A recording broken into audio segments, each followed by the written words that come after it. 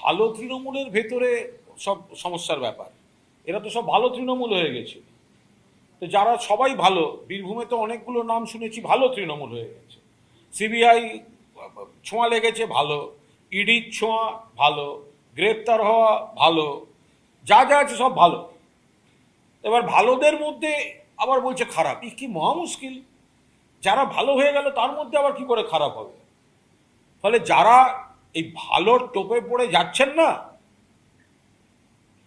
তারা নিজেরাও জানেন না চোরাবালির উপর দাঁড়িয়ে আছেন। কাজল শেখ, তাকে সরানো হলো, বিজেপিকে খুশি করা হলো, আর বিজেপির হয়ে তাকে সরানোর দালালিটা করলো ওখানকার ওই বালিশ তৃণমূল। কাজল শেখকে কারা চায়নি? বিজেপি চায়নি। কাজল শেখকে কে সরাতে চাইছিল? বিজেপি সরাতে চাইছিল। সেসব থেকে বাঁচতেই তো ওদিকে গেল। এখন ভারত তৃণমূল, বালিশ তৃণমূল বিজেপির পারপাস সার্ভ করে যাচ্ছে।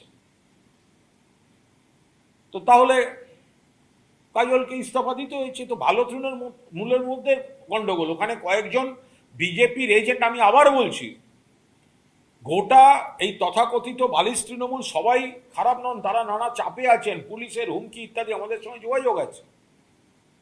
কিন্তু এদের মধ্যে কয়েকজন নিজেদের স্বার্থে বাঁচার জন্য বিজেপির দালালি করছেন, বিজেপির পারপাস সার্ভ করছেন। এইটা হচ্ছে তার আর একটা নমুনা।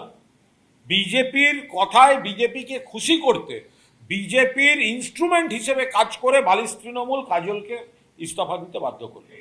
আমি এইভাবে অনুব্রতদাকে নিয়ে আলাদা করে কোনো মন্তব্য করব না।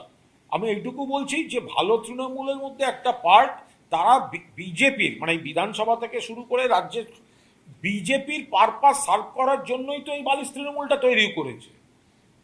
তো বিজেপির পারপাস, যারা যারা বিজেপিকে খুশি করতে যায়, যারা বিজেপিকে ভয় পায়, যারা নানা ধরনের এজেন্সিকে ভয় পায়, তারা তাদের গান পয়েন্টে রেখে বিজেপি পারপাস সার্ভ করাচ্ছে।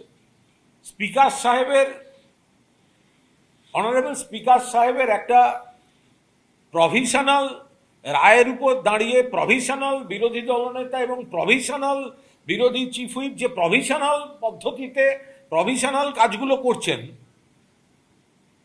তার মূল উদ্দেশ্যই হচ্ছে বিজেপির পারপাস সার্ভ করা। সেই জন্যই তাদের এই প্রভিশনাল পদগুলোয় প্রভিশনাল সিদ্ধান্তের মারফত বসানো হয়।